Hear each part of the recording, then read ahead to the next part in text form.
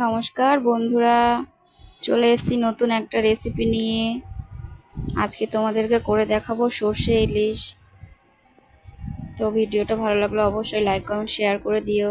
তো দেখো, কড়াইতে তেল দিয়ে দিয়েছি, আমি ফোড়ন দিয়ে দেবো কাঁচা লঙ্কা আর কালো জিরে।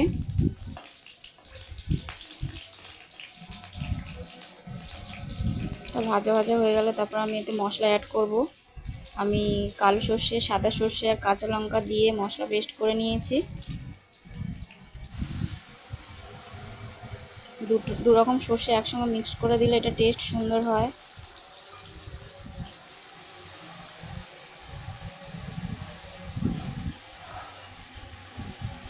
বন্ধুরা, তোমরা স্কিপ না করে পুরো ভিডিওটা সম্পূর্ণ দেখো। যদি তোমাদের ভালো লাগে অবশ্যই বাড়িতে ট্রাই করবে।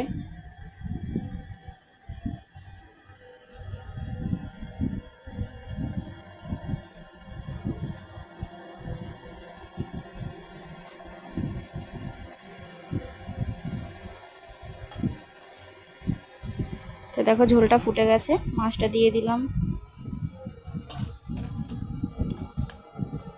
আর মাছের তেলটা ছিল সেটাও দিয়ে দিলাম। তোমরা যে যেরকম ঝোল খাবে সেরকম রাখতে পারো। আমি মাখা মাখা করব। তো দেখো, মাছটা আমার অলরেডি কমপ্লিট হয়ে গেছে। ইলিশ মাছ করতে বেশি টাইম লাগে না।